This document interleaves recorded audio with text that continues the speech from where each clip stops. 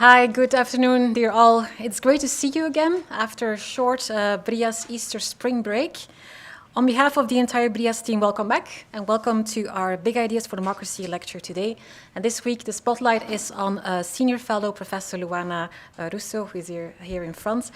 So Luana Russo is Associate Professor in Political Behavior and Quantitative Methods at Maastricht University, where she currently also serves as co-director of the Center for European Research in Maastricht, so CERIM. She obtained her PhD in political science in 2011 from Scuola Superiore Sant'Anna in Pisa with a thesis on electoral geography. She also has a lot of international experience. During her PhD studies, Luana was a visiting scholar at Columbia University and at the European University Institute in Florence. And following her PhD, she also held postdoctoral positions at Sciences Po Paris and Université Lille 2, both in France, obviously. Professor Russo is an expert in the study of elections, political attitudes and behaviors, political psychology, effective polarization, and negative partisanship. She is dedicated to understanding how individuals form and express their political preferences, social identities, and affiliations, particularly within the context of political polarization.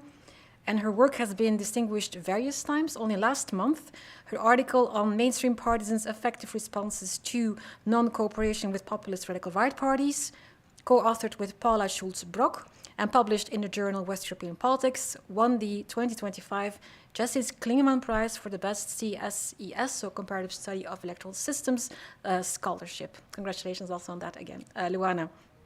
In addition, Professor Russo is also actively involved in various research networks. She is currently a member of the executive committee of the ECPR and both founder and chair of the ECPR's Effective Polarization Standing Group. Today, Professor Luana Russo will present her big ideas on the topic of political identity as a feature of democracy, belonging, rejection, and absence.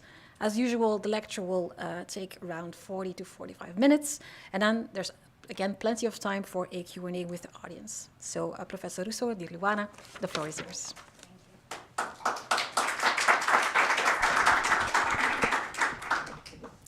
Good afternoon, everybody. Thank you for being here. I also want to thank BRIAS and especially the directors of these two-year programs, Emilie and Silvia, for having me. It's really a pleasure and an honor. What I want to talk to you about today, it's indeed the concept of political identity. And before we start, please indulge me for a couple of minutes for something very non-academic, which is a personal anecdote.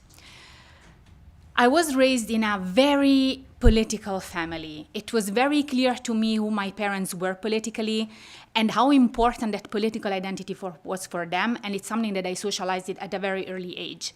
We talked about politics at every dinner, basically, and we watched exit polls with the same passion that you can imagine Italians watching footballs. And there were plenty of exit polls because Italy in the 90s, it was basically pure instability. So we had basically one election per year. That was very exciting. This setting also matched a broader setting, the Italian one, in which people talk about their political affiliation, their political identity, their political preferences in a very liberal way. Italians engage in talks before elections about who they're going to vote for, what they voted for, and why. So you have an idea of who everybody is politically in a certain sense. And, well, fast forward, I moved to Belgium, I marry a Belgian, I become a Belgian, I can vote at Belgian elections. And at the last federal elections, our oldest son, he was 8, asked us when we exited the ballot box who we voted for, which party we voted for. And my Belgian husband was very reluctant to share that information because Belgians have a completely different set of rules about that. And he was really afraid, and I would have to say with some reasons, that our son would share that information with his classmates. And so all the parents would know what we voted for. And I really remember this. We were in the car, and I had a quite temperamental reaction to this. And I was like, oh, are you kidding me? We have to tell him what we voted for. How is he going to know who we are otherwise? This very deep sense of who we are, what we committed to through the party we vote to, it's something that has been thought very long in political science. It's decades we're thinking about that. And there is very large body of literature that actually engages in trying to understand to what extent citizens see politics as part of who they are. And we know that this shapes the way they engage with the political world, the way they relate to fellow citizens, and also how well democracy functions. We also know, thanks to this literature, that when you have too little political identity, you will have a population who is less likely to vote and who's going to engage way less in civic life. And this is likely to give you a problem with legitimacy. We also know from the more recent literature, the last 2 decades especially, that too much or too rigid political identity are going to probably lead to hostility towards outgroup and to high levels of affective polarization. And this also has the potential to weaken democratic norms and to damage the social fabric. What I just said about this, however, are consequences of political identity. And what I want to focus on today, it's actually the step before this. And it is, what is political identity? How do we think about political identity? And there is really a vast literature on this, and I didn't want to stop at the discipline in which I feel the most at ease, which is political science. So here I have an overview of 3 disciplines in social science, political science, social psychology, and political theory. Since there are people for all these disciplines in this room, chances are I'm going to upset everybody. But bear with me with this. It's going to be just a bit of a summary, but I think you are going to see why it's important to look at these 3 disciplines in particular. I'll start with political science for chronological reasons. Political science engages with the concept of political identity the way we think now about this already in the 60s. This is in the seminal work of Campbell and his colleagues, the Michigan School, and it's very early engagement with the topic per se, but it's mostly thought as party identification. And party identification, it is a central organizing concept of voting research, and it's defined as a durable psychological attachment to political party, and it's formed through early socialization, and it's resistant to short-term political fluctuations. So from the outset, the concept carried an implicit identity theoretic commitments. Voters were said to see themselves as Democrats or Republicans the same way they were to see themselves as Catholic or members of an union. But as I was saying, this is an implicit identity theoretic commitment because the way in which political science at that time engaged with the concept was operationalization. It's asking questions, it's empirical research. So the engagement with the concept was at very little an implicit theory and a lot of empirical force that actually worked incredibly well because actually in this super famous book, The American Voter, Campbell and his colleagues managed to find many important correlations and to explain socialization in the American voter in a pretty compelling way. Yet, even later, the Michigan School did not develop this commitment into a full theory of identity. So in this sense, the measurement definitely preceded the theorization. Then we go to social psychology. This is much later. This is almost 2 decades later. It's end of the 70s, beginning of the 80s. And this is one important caveat here is that social psychology doesn't engage with party idea or political identity per se. They engage with social identity. And political identity is one of the social identity a person can have. And the interesting thing here is that this is the most developed theory of group-based identity. It's called the social identity theory. Was developed by Teffel and Turner in late 70s and beginning of the 80s. And according to this theory, individuals derive part of their self-concept from their membership to social groups. And they are motivated to maintain a positive evaluation of those groups relative to other groups, of course. In this case, the theory identifies basically 3 interrelated psychological processes. The first one, it's social categorization, and it's mostly the cognitive aspect of it. It's how to organize the world into social groups. Then we have social identification, which is the incorporation of the group membership into the self-concept. that you have of yourself. And then there is social comparison, and this is an evaluative component. So it's how one sees its group relative to the other groups. In this theory, out-group derogation and in-group favoritism are not pathological deviations, but are simple consequences of thinking in these terms. And then we have political theory. And you're going to see there are many overlapping broad concepts with social psychology.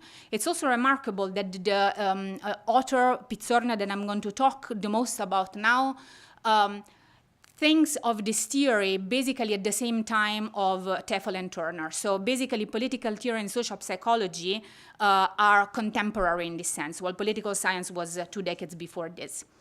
Well, political theory approached identity as a theoretical problem concerning the condition under which individuals become political actors at all.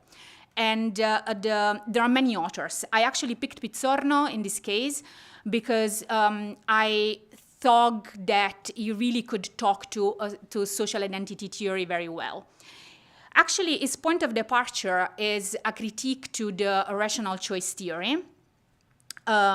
Because, well, rational choice theory starts from the assumptions that political actors enter the political arena with preformed and stable preferences. And Pizzorno completely disagrees with this. He says, no, it's actually the other way around. Preferences are not prior to the identity, but are constituted by the identity. And he argues that before individuals can know what they want from politics, they must know who they are.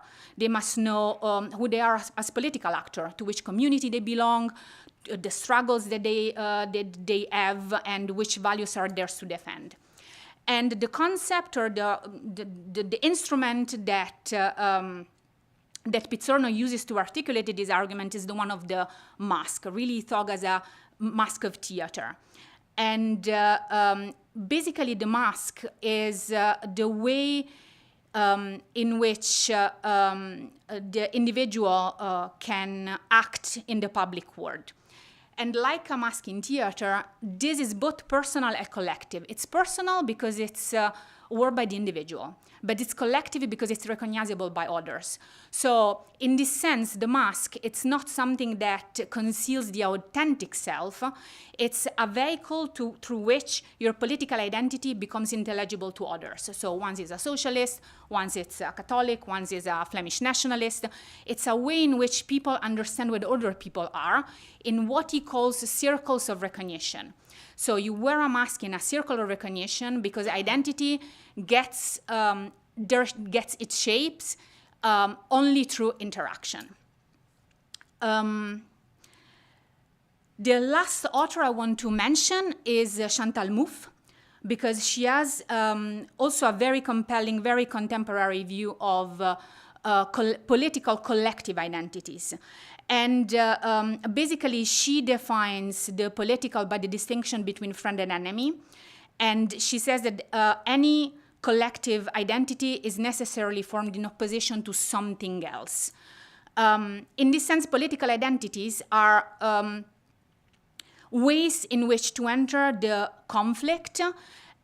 But even more than that, political identities are forged through conflict, to what you think you want from and how you want to differentiate one the other and different vision on the words. And in this sense, the democratic task is not to dissolve this conflict, which he calls antagonism, but to tame it into agonism. So the idea is that democracy should be a system of rules in which everybody can recognize each other in conflict, but in respect of some rules and recognizing each other legitimacy.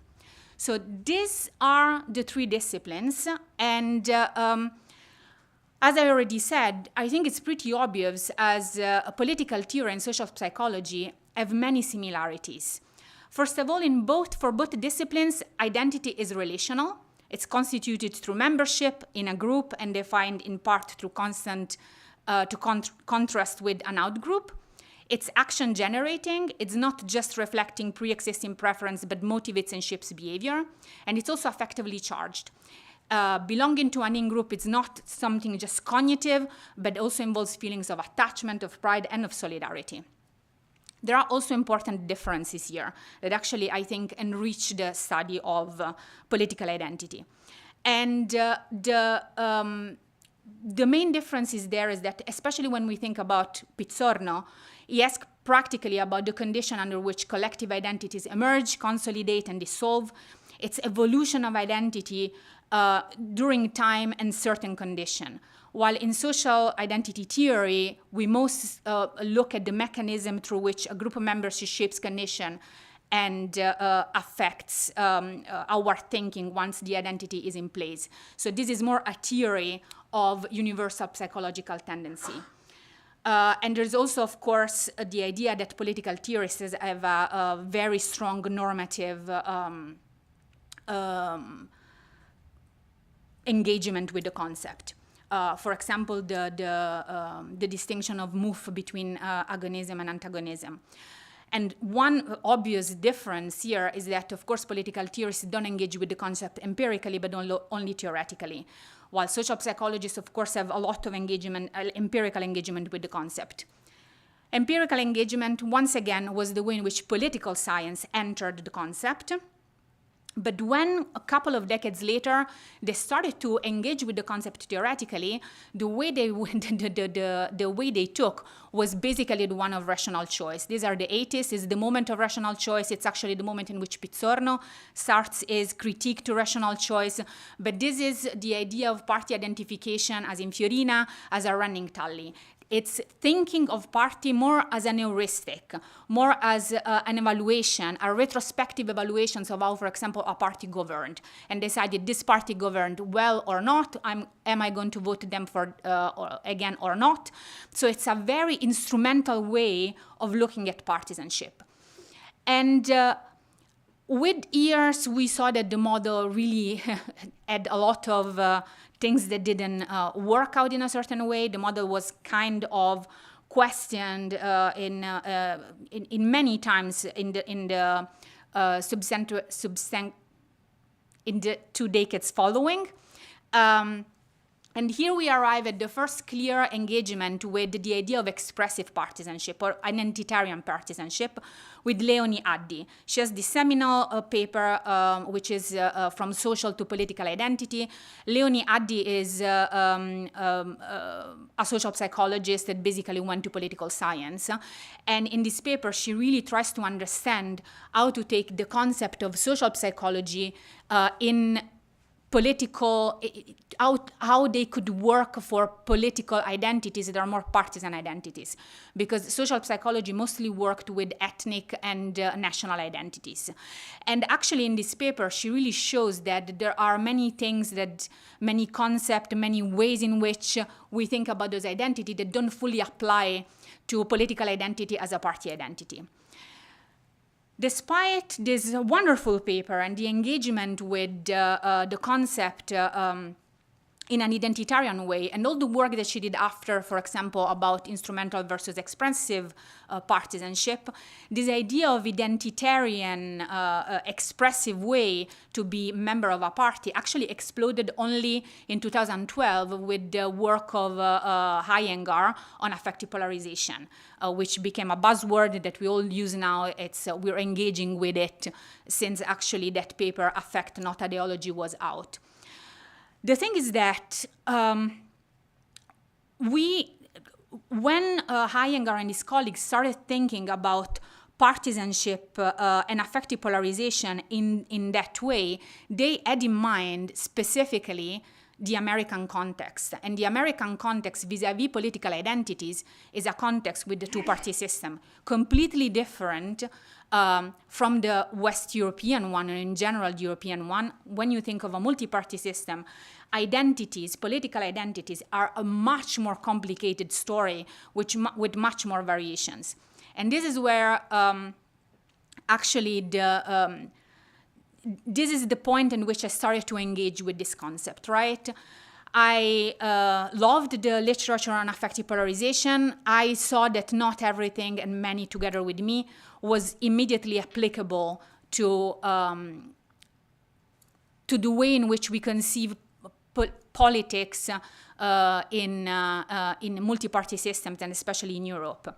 And when I had to think or what is the base of affective polarization, of the way we engage with this literature, how do we think in terms of anchoring our identities, the way in which I thought chronologically, literally, was in three ways. And the first way in which we can think of political identities is the one of direction. One can have a positive and a negative attachment to things. You can have a positive and a negative identity. The second level, it is the level of ideologies versus parties. One thing in which in Europe stuff gets a bit more complex, but also more intriguing in a sense, is that your identity can be attached to a broader label, and this actually has reasons a lot with social psychology and the idea of self-categorization. So you can identify, most actually voters identify themselves as a progressive, conservative, leftist, right-wing. Very few voters mention one specific party. And lately, the concept I started to engage with, its centrality. So how central is a political identity for citizens. On these three topics, I'm going to show you some empirics, some data, some analysis, and they all come from the same data set. This is data that we collected in February 2023 across 12 political systems. I'm going to say country every now and then, but it's political system because for reasons that I don't feel I have to explain to this specific audience, we split it Belgium in two. And then we had 1,000 respondents per polity. And this was an online survey with quotas for age, gender, and education. So starting with direction. I have this clear memory of being in this social psychology conference and somebody using affective polarization and negative partisanship in an interchangeable way. And I didn't understand why, and I wanted to understand what was the difference. So I started digging into definitions, and at a certain point, when I wanted to look for negative partisanship, I arrived actually at partisanship. And I remember going to the Oxford Dictionary of Political Science and being quite surprised not to find a definition. The definition that I found in that dictionary was a list of operationalization. And when you think about the history of the concept in politics, it makes sense, right? This is the way in which the concept entered the discipline, through operationalization. But it's striking that at that point in the early 2020, still we didn't have a definition per se. And when you look at these operationalizations, especially with regard to West Europe, it's never an operationalization on the level of identity. We are going to see why actually this is a good idea. But it's normally closeness or attachment. So the questions that you are going to be asked, whether when people want to understand whether you're a partisan, is how close you are to a certain party or how attached to are you a certain party. But actually closeness is the one that they use the most. The other data that it's quite striking is that we are really, as political scientists, empirical political sciences especially, engaging with positive partisanship. But positive partisanship, it's steeply declining.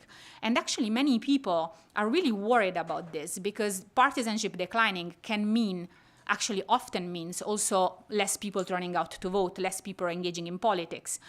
But what I started to wonder there is that, is it so bad or is it a problem with the operationalization? And this brings us to ideology. When you think about the fact that the discipline engage with these concepts in a very empirical way, you also have to think about the way in which we engage with ideology, right? And ideology is normally a left-right continuum, 10 or 11-point scale, which is hardly ever used or even an object of investigation per se. It's normally a control variable. So it's something we control for. We don't engage with what it means to be that per se. While when you think about it, what empirical scientists do is that they take party And they use party as a proxy, basically, for ideology, which is not always something that works. First of all, it doesn't work for certain parties that are, for example, post-ideological, that are in the center, that refuse to engage with really being on a side. But it means that we have quite of a operationalizational problem there. And finally, identity formation. We know that the identities are not only positives, that actually negative, it's really an important side of the identity formation. But when you go to one of these CSCS, of this big data collection, normally we ask only positive partisanship. But think about the disciplines the other two disciplines I just mentioned. Social psychology, outgroup, political theory, agonism, antagonism, opponents, recognition. The negative part of political identity, it's an enormous part. It's really easy for humans, for the way we're wired, to understand first who we are not, rather than commit our complete identity, for example, to a specific party. Much easier to a broader concept of being, for example, leftist or right-wing. So, there is even research that actually said that negative identity can be primary identities. This is Zongo, also a wonderful paper. So my first step in the world of political identities was via negative partisanship. And when you start digging into the literature, which is really small compared to the positive partisanship literature, you see that negative partisanship, it is an identity. And basically addressed an important part of who you are, which is what you are not, how you define yourself in opposition, indifference to things that you really don't like, that actually it's more than don't like, that you despise. We also know that it's not the flip side of positive partisanship. It's not that you have this amount of positive partisanship for a certain party, you are going to have exactly the same much for another party or other parties. We are going to see this in the next parts of the talk, but first of all, they are almost never specular. They normally have different quantities, but you can have positive partisanship without having a negative one and vice versa. But this is hardly ever acknowledged. And third thing, it's not the same of affective polarization. We should not think that the negative is just a huge thing over there, which is just negative. Negative partisanships are negative identities. They're something super powerful and very stable that hardly ever change, and they should be operationalized, measured, conceived at the identity level. Affective polarization, especially the way we measure it now, it's an attitude. So to give just a sketch, which is of course oversimplification of the way this works, we should imagine political identities to be here, with social identities, basically, and with other stable characteristics of the personalities. They are, of course, embedded in a context, but these stable characteristics normally, for the large part, leads to emotion and cognition, and this, in turn, leads to the level of attitude, which 50% of the time, according to social psychology, can translate into behavior. So, social identities, including political identities, are here, and attitudes and behavior are here. Identities come before attitudes and behavior. This means that when we do research, empirical research, this is something that we need to operationalize and measure and put in our analysis in a way that it's prior to the attitude, and we need to have it there.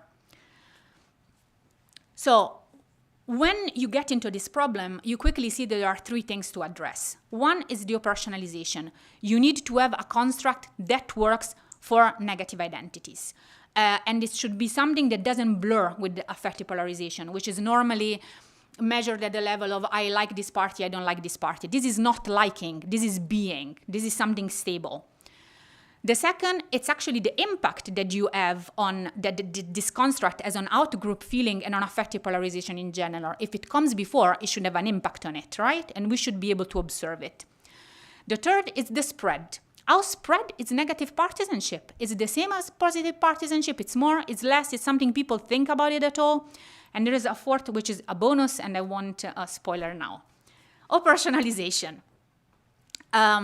So this is work I did with my colleague Sabrina Meyer, and what we did was going through all the very painful stages of validating a new measurement. And what we found out was that two items, which are then ended up to be the two items of our short scale, worked best. And one was based on values, norms. This is the normative side of negative feelings, of negative partisanship. The party's values go against everything that is important to me. First item. Second item, it is important to me that I'm not one of those that vote for this party. Sense of self.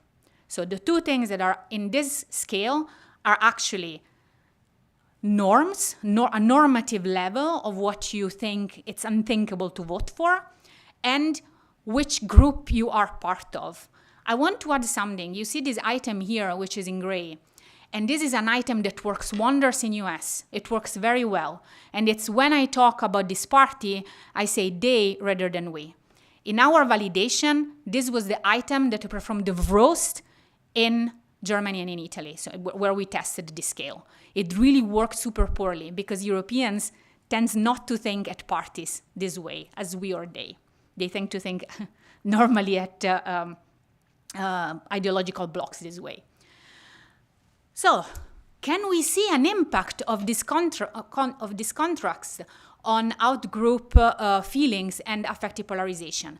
We can. Here we see positive partisanship and negative partisanship. Positive partisanship, here it's operationalized as closeness to a party. And you can see that when we want to predict affective polarization, positive partisanship actually has a bigger effect than negative partisanship. Mind now, affective polarization, it's a vertical, what we call a vertical concept. This is how an individual sees a party, right? These other two, in which negative partisanship leads, are what we call horizontal concept. This is outgroup dislike. And the question here was, I dislike certain people because of their political views. And this was, I avoid certain people because of their political views. So you see here that on the vertical level, positive partisanship, your positive attachment makes a difference, but on the negative, on the horizontal level, social fabric, how you interact with others, it's the negative one that makes a difference. Spread. So here we have in light blue positive partisanship and in dark blue negative partisanship. And these are two different operationalizations of positive partisanship. One very strict, are you close to a party? And most people here actually answer no. And this is, are you at least closer to a party? So this is much broader. But you can see that in both cases, negative partisanship is way higher in the minds of voter than positive partisanship. And here, when we have we have a more inclusive sense of positive partisanship. There are only 4 countries out of 12 in which positive partisanship is a bit higher, and those are Austria, Wallonia in Belgium, it's almost there, and then we have Portugal and United Kingdom. And notice that Wallonia and United Kingdom, at the time in which we collected this data, were the only 2 countries without a far-right party, because UKIP was basically not there in 2023. Bonus. What drives negative partisanship?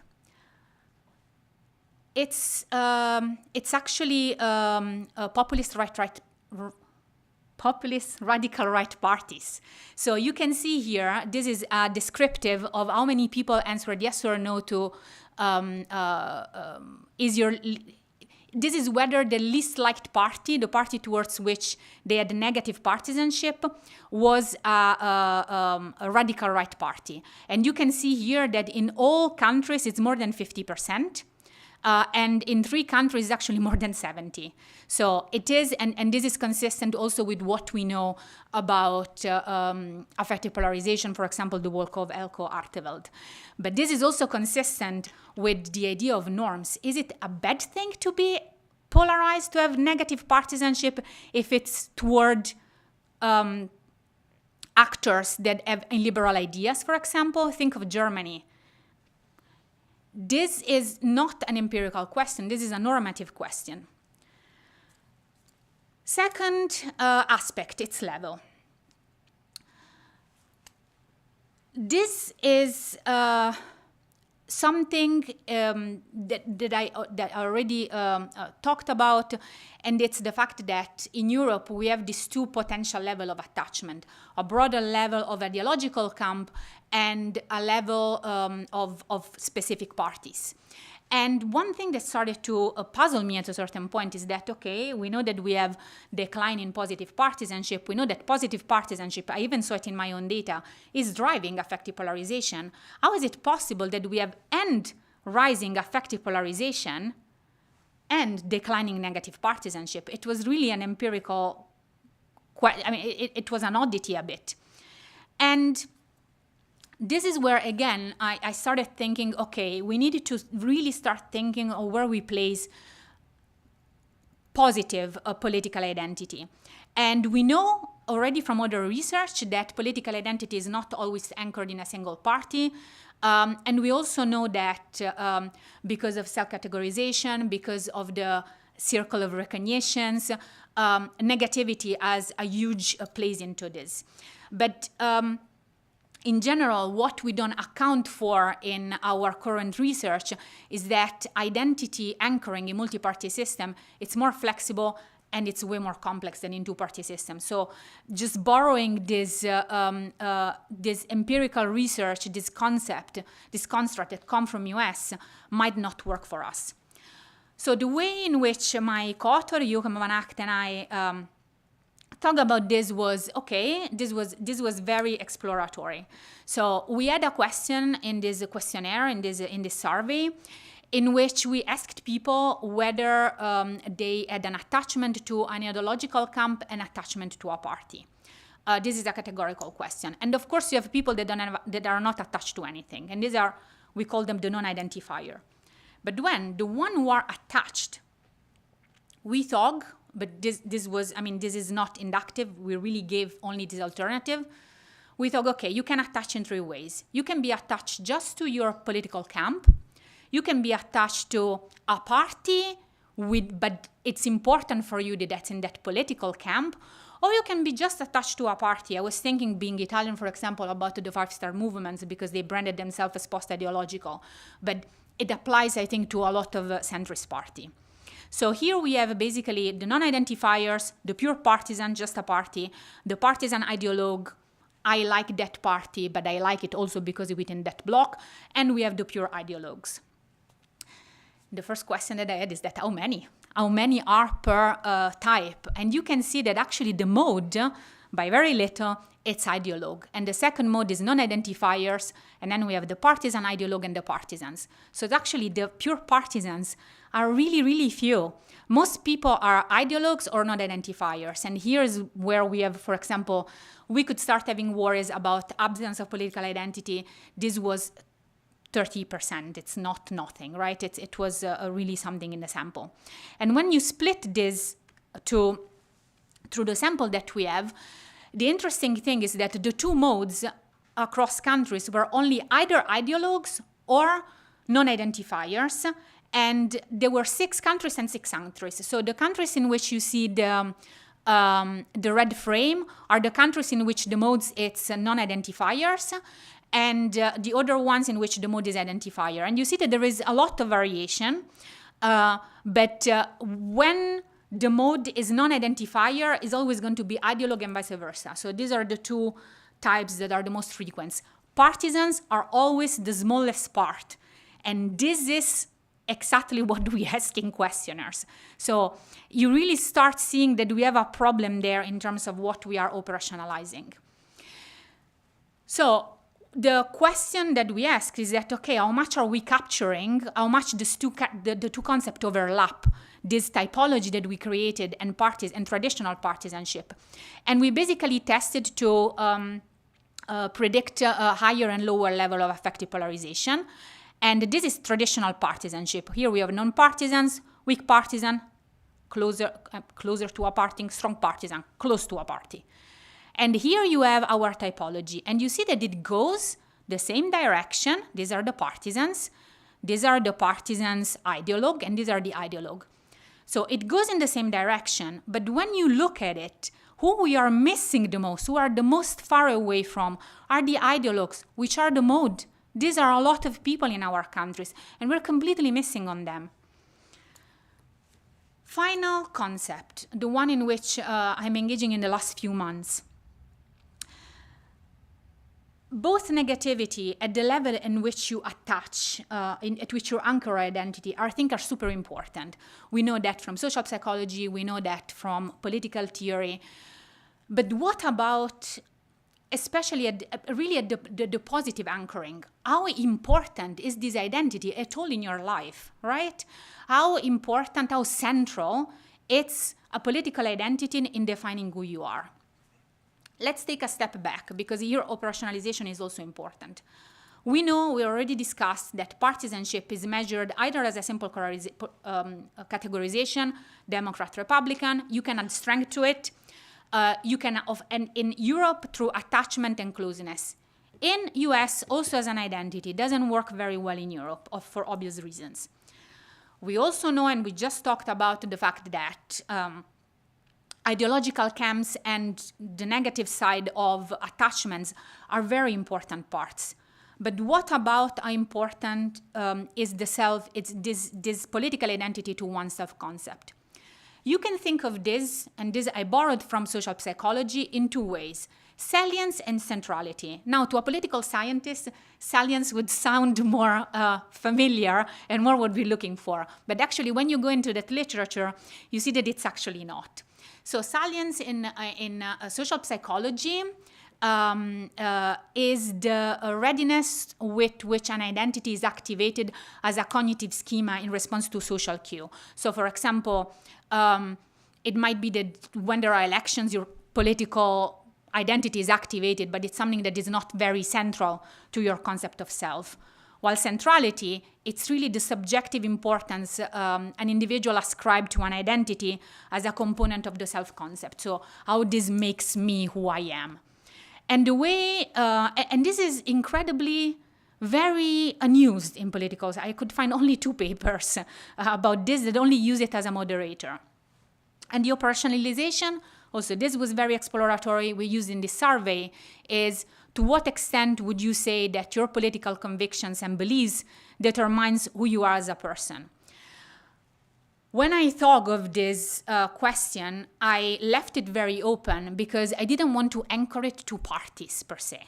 You can have political identities that are not party identity, they are not ideological identity, but they are still political identities. We can think of many, right? We can think of, for example, being somebody who cares about the environment, that's a political identity. We can think about being a feminist, that's also a political identity.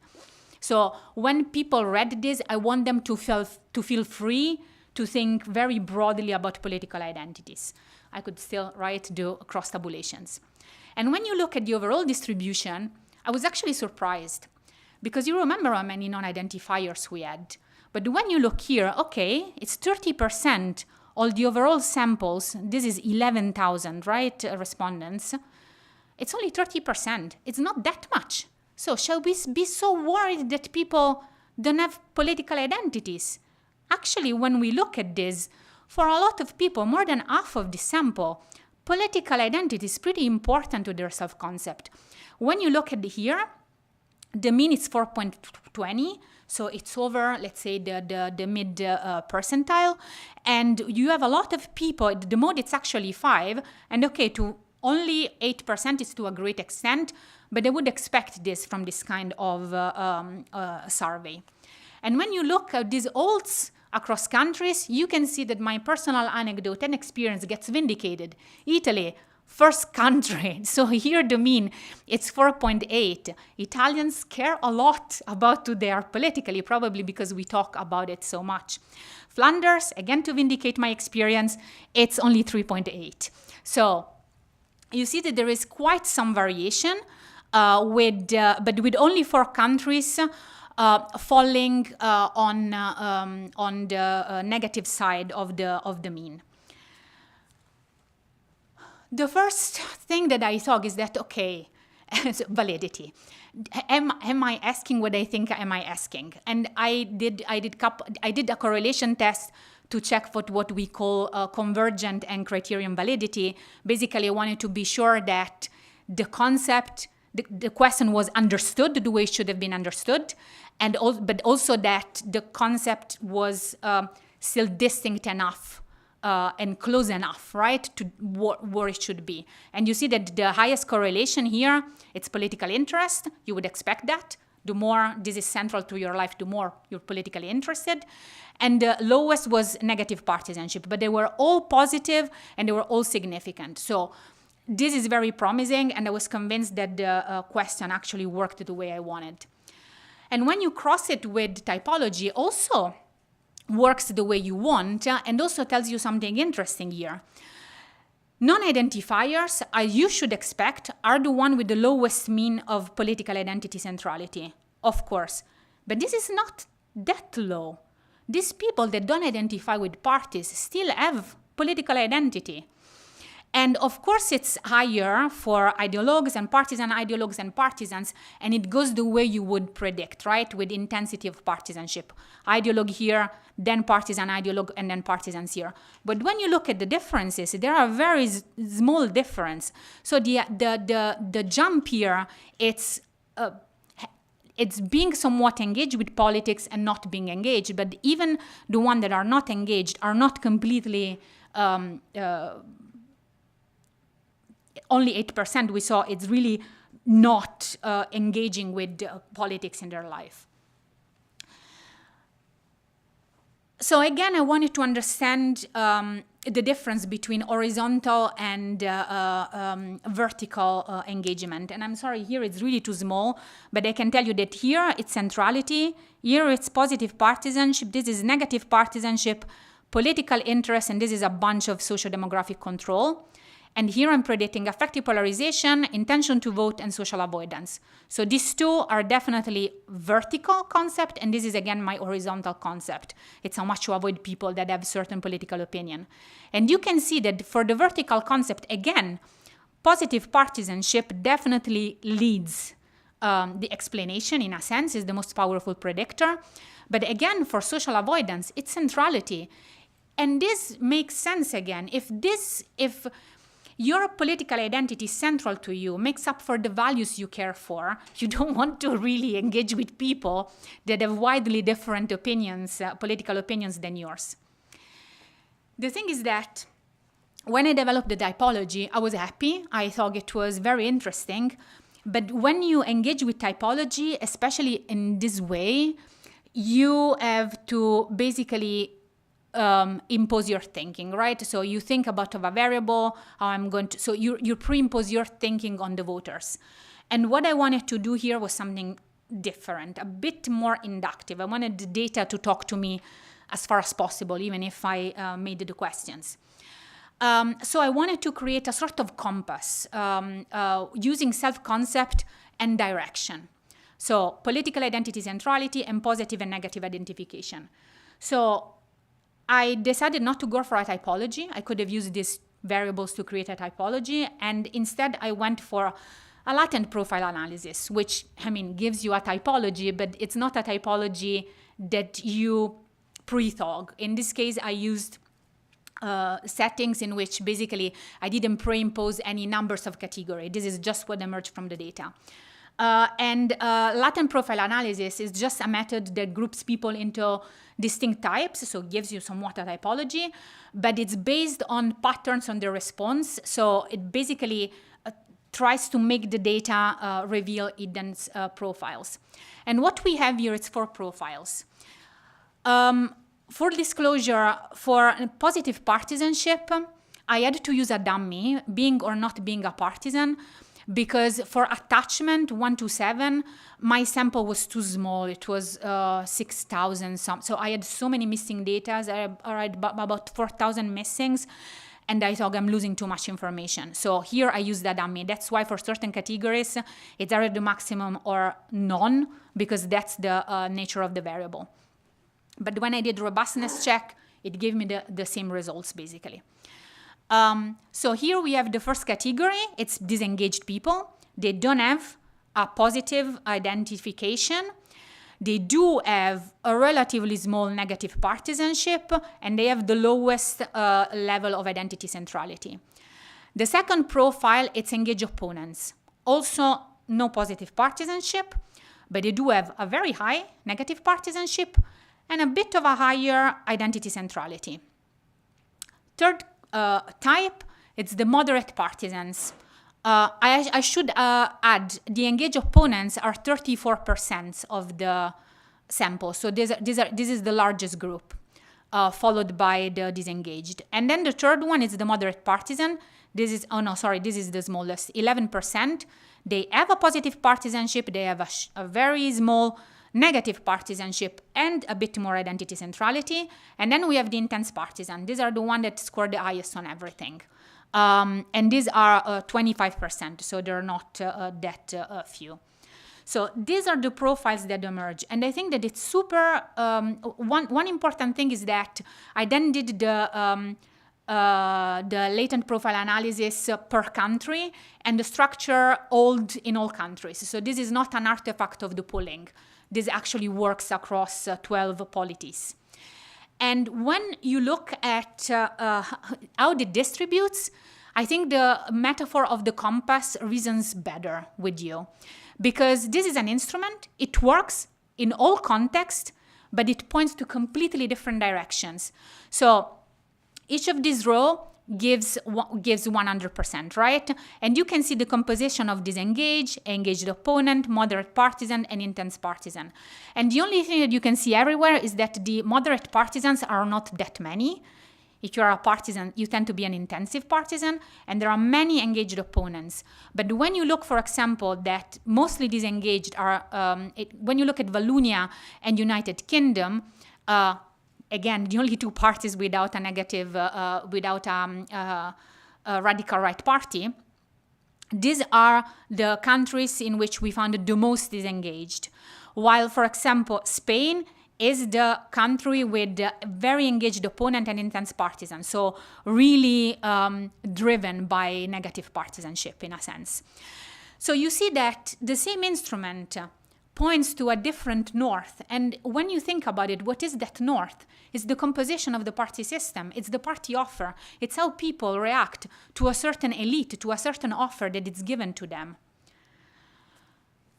So here is the same exercise that I did before with the single variables. I did it for profiles. Which kind of profiles predict what? And here you can see that the engaged opponents and that for affective polarization, basically it follows the strength of positive partisanship. Same for turnout. Positive partisanship, what makes the jumps between being an engaged opponent or having a positive partisanship. And again, with the horizontal construct with social avoidance, centrality and negative partisanship, which are very strong in intense partisan, suddenly take the lead here. So again, showing that negativity, that this idea of how certain things are important to me in the sense that I don't want them, actually shapes the way in which we interact with people. I want to add here something. In a lot of literature of affective polarization, especially because it was developed in US, this is believed to be a bad thing, that you don't want to deal with these people.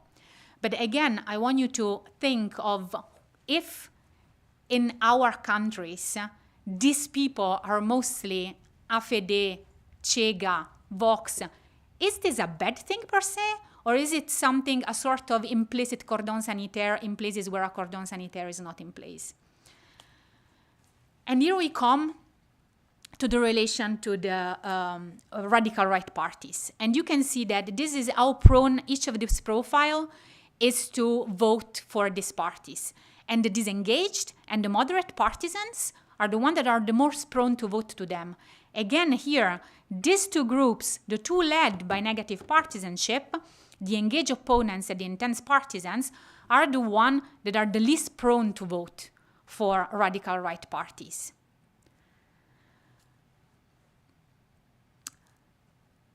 It's also interesting to see, with regard to this, that in almost all countries with a consolidated radical right party, Italy, Austria, France, Flanders, the Netherlands, Portugal, the the radical right party electorate is mainly composed of disengaged and moderate partisans.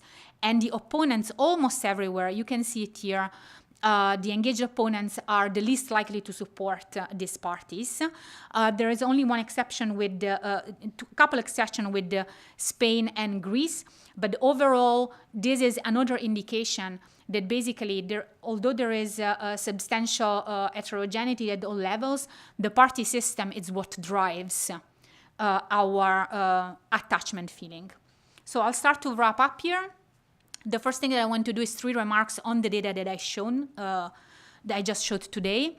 And the first one is that political identity, it's probably better not to be thought as an identity dimension, like we think right in bipolar way about affective polarization, about left and right. It's better not to take political identity, to think of political identity as something that you can really measure on a simple continuum in a bipolar way. We saw that when we use it together with direction, it actually organizes for stable configuration, and all this configuration exists in non-trivial portions in all countries. The second one is that we see that there are different consequences. There are different consequences at what I called the vertical and the horizontal level. So this means that these profiles are not just descriptive profile. They mean something substantive for democracy, for the way in which we vote, for the way in which we live with other people. And the last one is the centrality of the engaged opponents. We saw that the engaged opponents are the largest share of this sample, 34%. And we saw that basically in the dummy variable that I had on partisanship, they don't have a positive partisanship. But when you cross this together with the typology that I showed you before, a lot of these people have an ideological identity. So they do have a positive attachment that we are simply unable to capture. So my closing remarks are going to be about future research. The first thing is that especially political science needs to start thinking about political identity beyond the concept of partisanship. We need to especially include the idea of we have to think of way in which we integrate the attachment to camps and that we disentangle that together with party. How we make this measurement non-redundant and most importantly meaningful, that it tells us something. It tells us something about our electorate and what this electorate does with those identity. From social psychology, we saw that they don't engage much with political identity per se. It would be incredibly helpful if some of the discipline would actually refocus on thinking about political identities as party identities, attachment to certain ideas, and not just as ethnicity or nationality, so give an identity in their specificity. I think this would be incredibly profitable for advancing the discipline, the topic, modern discipline. Finally, for political theory, we saw that these 4 profiles actually have different meaning in what they express when you put them in the context. And especially when you think about radical right party, when you think about antagonism, what agonism mean, what are circle of recognitions, who we recognize, we don't want to recognize. It's something that political theory can really help empirical research to reason a bit better on the meaning of the finding that we have.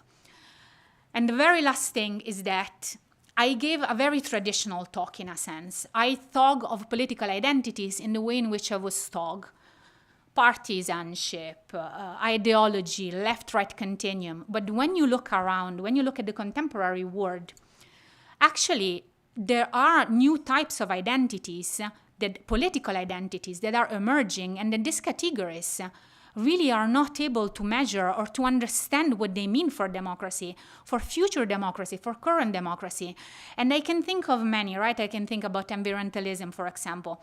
But the one that hit me the most in I think in the last year, was really the dimension of the manosphere, probably because there is this documentary out now. But we see that with the manosphere, for example, these new identities, these new political identities getting entrenched with the radical right, for example.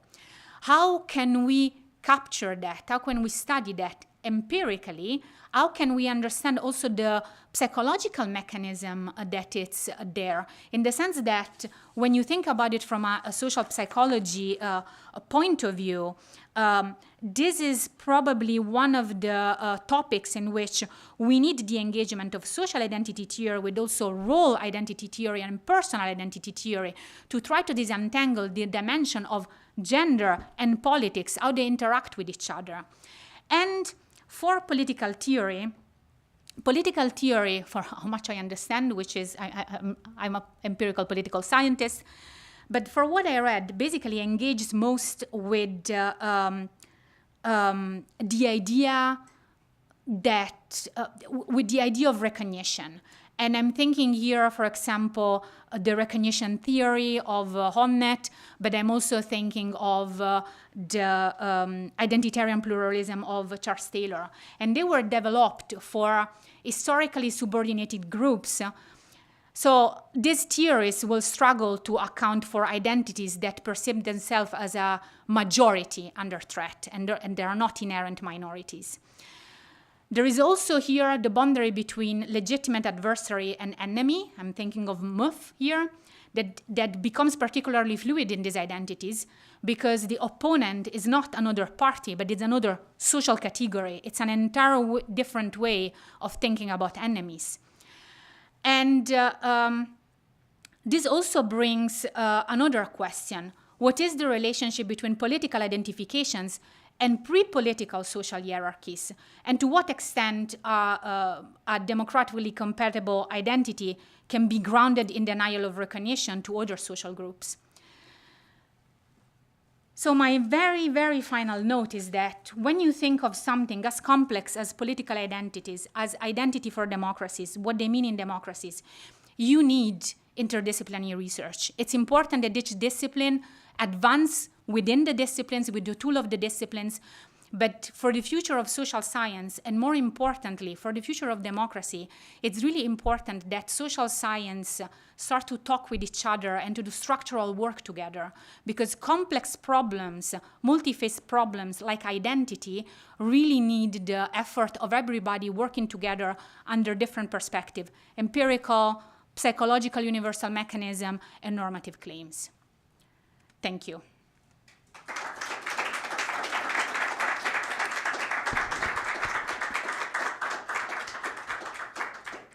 Thank you, Luana. Fantastic lecture. Thank you. I talked a bit too long. Sorry. That's fine. That's fine. We open the floor for questions or comments. Who has a question or comments for Luana?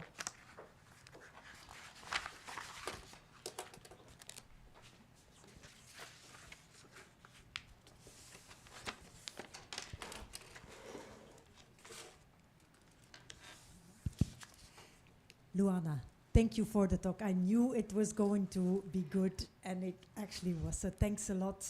Thanks a lot for this this great talk.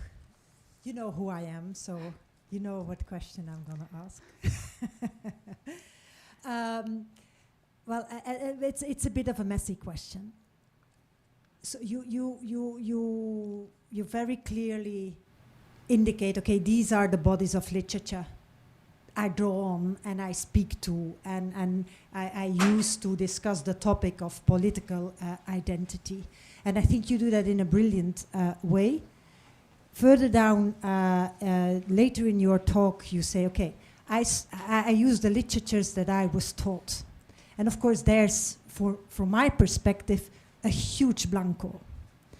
Because when we talk about political theory on identity, there's this huge literature out there called feminist political theory, that talks a lot about political identity, and that is missing, and not only in your talk, in the entire literature on what is called political identity. But then the question becomes, what is your definition of political identity when you ignore all that literature? And that then brings you to the conclusion that there are new political identities, the manosphere. And then I think, this is not new.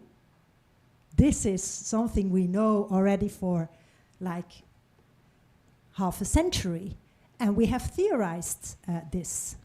So, and I totally see this, why you take these steps when you build from what is traditionally understood as political theory, but it is very exclusive, an exclusive understanding of what political theory is. And I think when you bring in the literature of many authors, but I think of one in particular, Anne Phillips, on political identity and politics of presence and so on and so forth, that might enrich also, not your empirical study, which is extremely rich and sophisticated, but the theoretical framing might be different. And so my question would be, your definition of political identity, isn't that already something that is close to party political ideology political identity?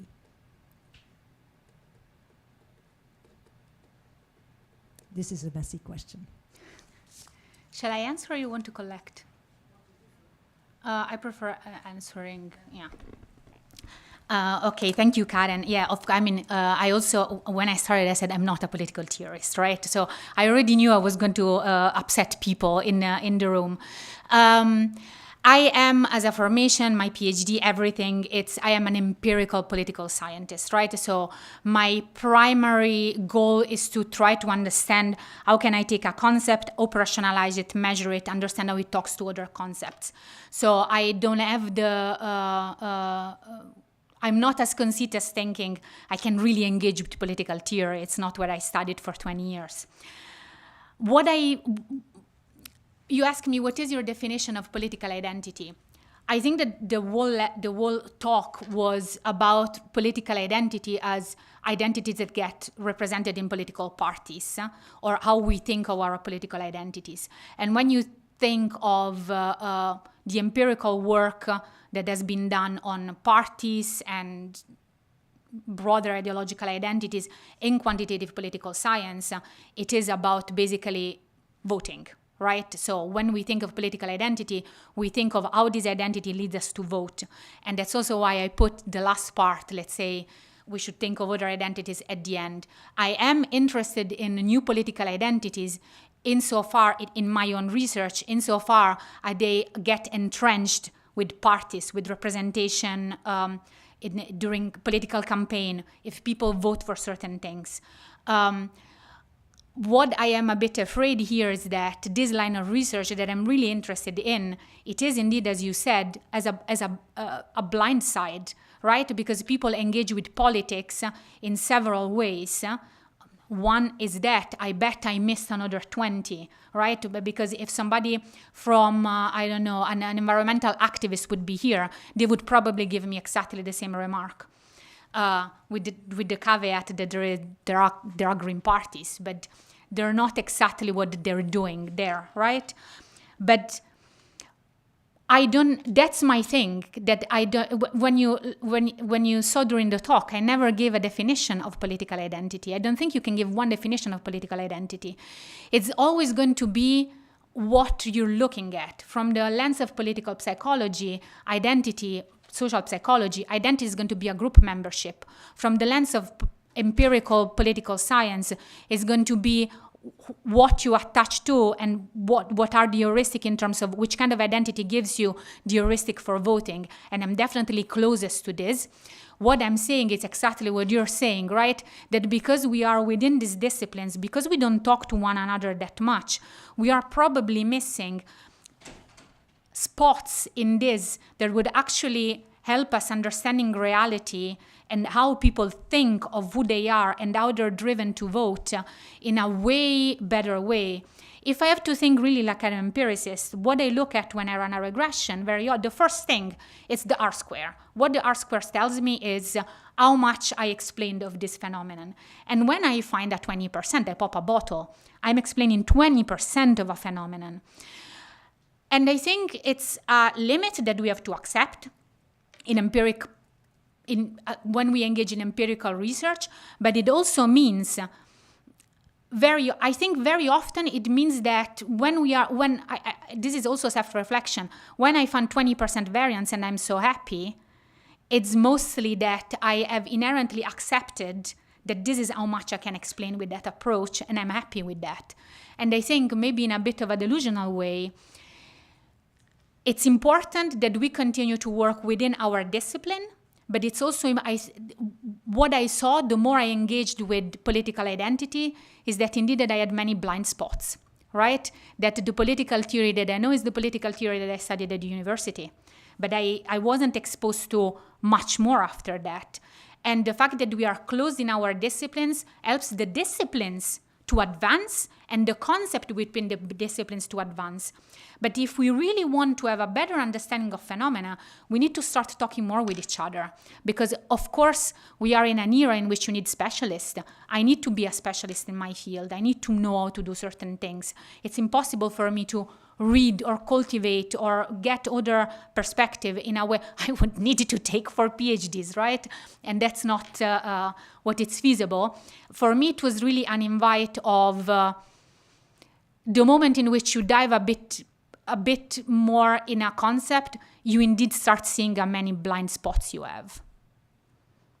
And I think for political identity, this is particularly true, more than for other things, because it's a bit broader, right?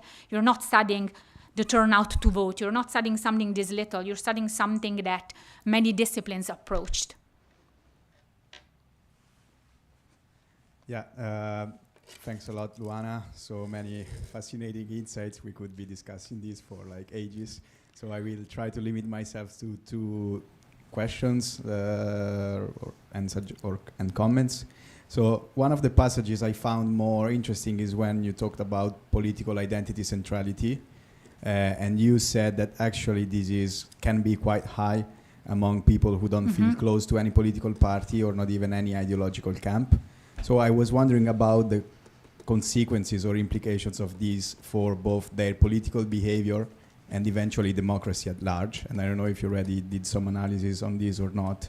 But my point would be, if I am a person with strong political identity centrality and at the same time I don't find any political party to identify with, or not even any ideological camp, what kind of feelings do I develop? Like, do I get frustrated? Do I get alienated from politics and democracy? Because I feel like, politics is part of my identity, but at the same time, there's no receiver of this kind of centrality that I assign to politics. Do I get like either dissatisfied, or do I express my voice by voting for anti-system parties or stuff like that? So, this is a kind of link that came to my mind, and I was wondering if you have some insights on these, or if it can be something to consider for future research. And then second point is not about, the empirics themselves, but a sort of comment that you made at some point when you were thinking about affective polarization and the consequences. And you said, we tend to take for granted that this is something negative based on American kind of literature. But maybe, if in Europe, affective polarization also is like a tool to build some cordon sanitaires against the populist radical right, then maybe it's not something bad. And I mean, in principle, I tend to agree. But at the same time, what if, the voters of the populist radical right are, like, let's say, 30, 35, 40% of the voters in a country? Then it would mean that, if affective polarization is concentrated against them, maybe the rest of the population is going to develop strong negative feeling towards those 40% of the people in the country. So, maybe thinking that they are something alien, something far from us, is not the best, because it's going to create indeed, in the end, completely polarized society in which dialogue and compromise is not possible. So, yeah, I know it's a very big topic, but yeah, you made me think about very, very big questions. Thank you for your questions. I feel it's impossible to answer to the first one, I'm afraid, in the sense that this is a question on motives, right? What do I feel? What do I do when I have a political identity in some way and I don't vote for a party? And here there are 200 possible explanations, right? So some people are going to very upsetly voting for something. Some people are not. Some people are not going to vote and be upset. Some people are going to think, I'll wait for the next election. So here it also depends on the political identity centrality, because I think that the way in which I grew a bit unsatisfied of the problem of the too little political identity is that we tend to focus on the consequences, and the consequences is not voting, and not voting is bad, and also voting poorly is bad. But why people don't go to vote, it's not always because there is no party that reflects what they're thinking. It can be something broader. It can be, for example, we know that in corrupt countries, it's a broad question of trust. So the answers that I can give you there could be trust, could be something that has to do with also the psychology of the person, right? Some people just like to be a way of contentious things like at elections. Some people think that their party is going to lose anyways, so why they would go to vote? How the dissatisfaction towards politics gets translated into a certain behavior, I think it's also something that varies across from country to country. I remember seeing this research, for example, about UK that showed that people didn't go to vote, not only because they thought that, we're talking 20 years ago, so not modern conservatives, but they thought that it didn't really make a difference whether the Tories or the Labour were in power, not because they didn't like them, but because they thought the country is in good hands anyways, right? So it could be also a lot of trust. But they didn't feel attached to any of the two parties. So I think the question that you asked, what happens when people don't find a party that they want to vote for, depends on two things. The context of the country, the political offer, the cultural context, is there a lot of corruption, is there something systemic, and it interacts with the personality of those people, and there could also be a generational effect, but I'm really not an expert on that specifically. For the second question, I think it's a very interesting question, and it's something that also on this I don't have an answer, but I have more educated guests because I talk a lot about this, right? And for me, this is about how radical we are about liberal democracy and norms. And this is also a continuum. Some people tend to be really radical and say, I don't care if you're 30%. And here of the population, if 30% of Germans vote for AfD, AfD still stands for things that are not liberal democracy, and I'm not going to go for those. So there is this implicit or explicit cordon sanitaire, and I think it's a completely legitimate way of thinking. And when you reason in a completely normative way, I don't think that majority matters anymore, right? I remember being in this room and the person answered, okay, Mussolini had majority of votes, right? Does it mean it was good? What does it mean for society that we're so that there is so much division? That's a way more complex question. And again, I think it's for the context of each. I don't think there is a recipe for everything. I don't believe that the answer that I can give for Italy will apply to Flanders, will apply to Germany. I think that the specific political context matters a lot here.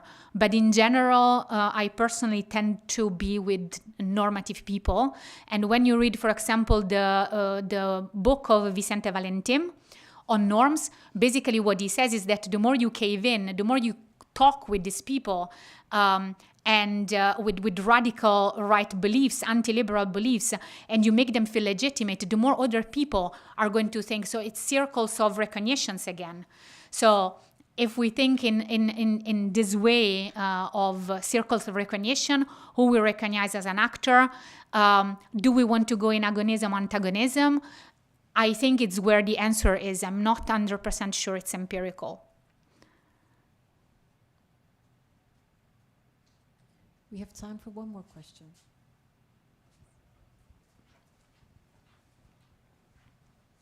Hi, Luana. This is very interesting from my own research, since I work on immigrant political participation and also the role of xenophobic parties. So your points about how we think about identity and negative and positive partisanship, I think is really interesting. You mentioned already trust, which was one of the kind of variables that I'd be interested to know more if you're thinking about. But primarily, I was thinking about what do you think is the role of issue salience in all of this? Do you think this is just an expression of how formed your political identity is in terms of a clear ideology or identification, and then you use certain issues that you can talk about socially, right? So immigration is just, a way of me talking about how I already feel about a clear political project that I have? Or do you see it as more of a driver of this identity formation? Because some argue that when we have these moments of issue salience, it helps people to connect underlying values with the political moment and realize that, that centrality of politics that they felt already can be addressed now through action. So I just wondered how you see it, because I work on immigration, but as you mentioned on environmentalism, there are many people who think that issue salience would be really central if we look at polarization today. Thank you. It's a very interesting question. When you mentioned salience, I was thinking actually of the book that is now, I think, about to be out of James Tilley and Sarah Hobbolt, and they talk about Brexit and how Brexit became an identity and started just being an issue, right? It was an issue and it became an identity. So I think issue salience is very important, but I think it's how that issue, it's salient for how many people, right?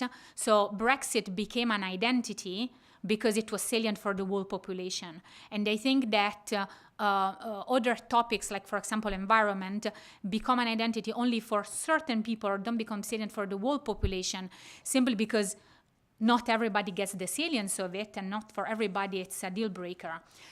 Things become salient when you invest indeed your identity, when you are able to commit your identity to those things. And there are very few things that become salient without being in some sort of pattern, right?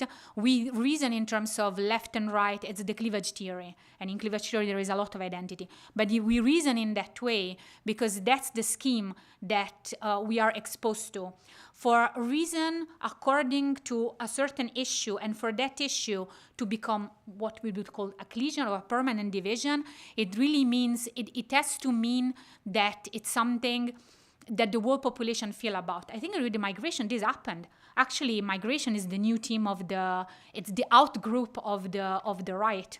And on that thing, I think the right was incredibly successful in making the issue extremely salient, so salient that it became a feature of identity, who you identify as in-group and out-group. I hope I answered. Yes. Okay. I suggest that if people still have questions, and probably they will have some more, that we take it to the reception. Is that okay, sure. Luana? Yeah. And that we wrap it up here. So thanks a lot again, Luana, for the magnificent talk, and also thank the audience for the many very interesting questions. And we'll see each other hopefully already tomorrow, because tomorrow we have a research seminar planned with Christina Lesson-Bandera. So see you tomorrow.